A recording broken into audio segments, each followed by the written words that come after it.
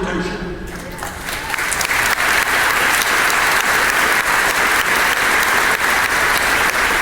When you talk about the finances, the absurd financing of higher education today, there is another issue that we have got to deal with. And that is, there are millions of people in America, young people and people not so young, who are living under the burden, the horrendous yoke of oppressive student debt.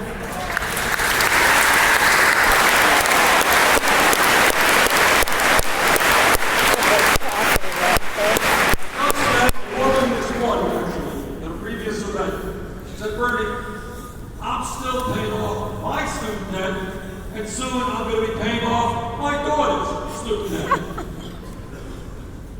Today, millions of people are paying interest rates on their student debt of 7, 8, 10%. On the other hand, you can go and refinance your home at 2, 3, 4%. What sense is that? My legislation would allow people with student debt to refinance their debt at lower interest rates.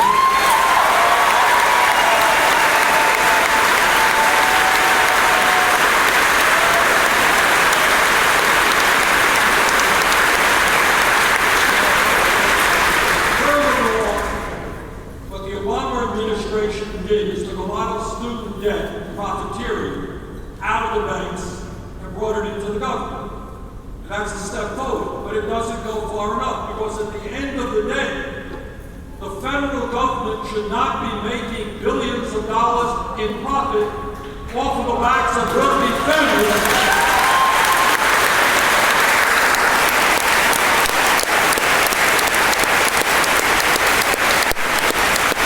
So if we do those two things, allow people holding debt to refinance at lower interest rates, get the government out of profiteering off of student debt, we can lower interest rates in this country by more than half. And that's what we're doing.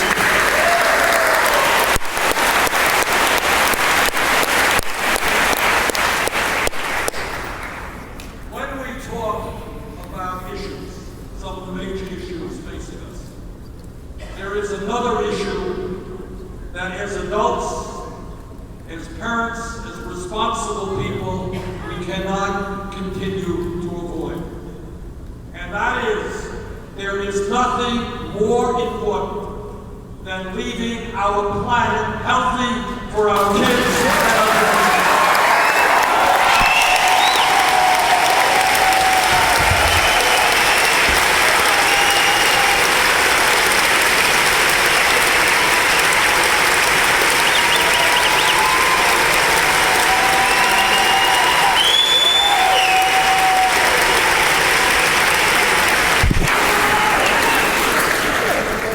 Let me thank Francis for sticking out close to me.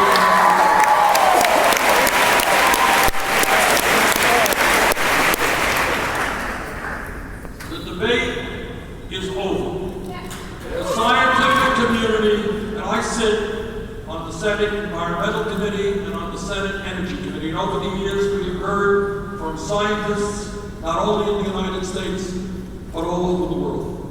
And what they tell us in an almost unanimous voice: climate change is real, climate change is caused by human activity, climate change is already causing devastating problems in our country and around the world, and you need look no further than the water situation in California or the heat wave in Pakistan.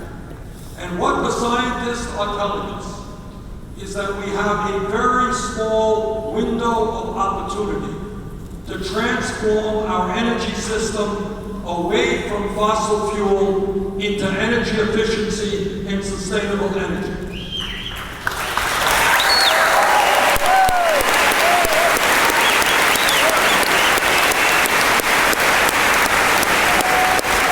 And what they tell us is, if we do not act boldly and act very quickly, what will happen is that between By the end of this century, this planet will be between 5 degrees and 10 degrees Fahrenheit warmer. That is catastrophic. That will mean more drought, more floods, more extreme weather disturbances, more acidification of the ocean with all of those consequences, more rising sea levels to flood coastal nations and coastal cities. And what the CIA and the Department of Defense add to that is that in a world which will have less water and less land for people to grow the food that they need, people will migrate to find the natural resources they need to survive. And when that happens, when people fight over limited natural resources, water and land, you will have terrible war. We have the moral responsibility to lead the world in transforming our energy system. It is to me, as the most progressive member of the United States Senate, I obviously disagree with Republicans on virtually everything.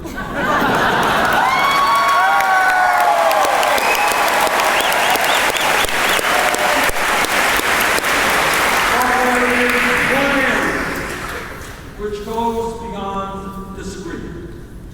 There is an area which becomes literally an international embarrassment. And that is the vast majority of Republicans in Congress are rejecting science, are rejecting what the scientific community is telling us. And I will tell you why they are doing that. It is not because they don't listen or hear the scientists. It is because if they stand up and say we have got to do something about climate change, the Koch brothers and the big energy companies will pull the plug.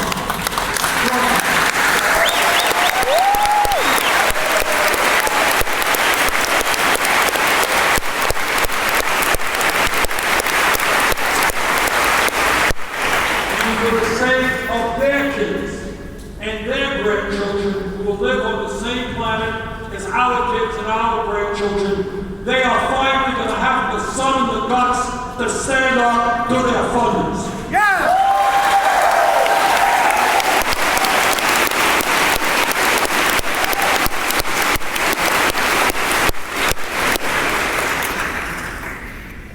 When we talk about the United States' position in the international community, it is clear that we as a nation do some really good things that other countries learn from us. But it is imperative for us to learn from other countries. And in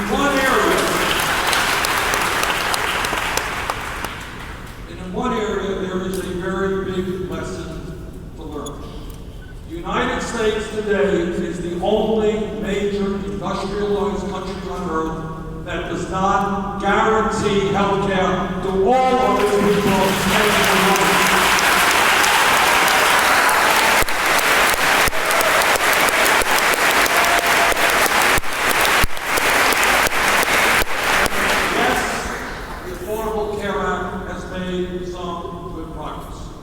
But still, 35 million Americans today have zero health insurance, and many of you in this room are underinsured with high deductibles and high co-payments.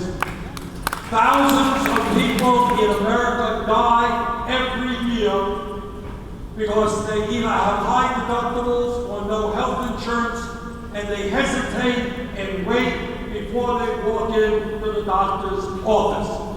And the doctor says to them, and I've talked to those doctors, why didn't you come in here earlier? And they say, I didn't have any health insurance.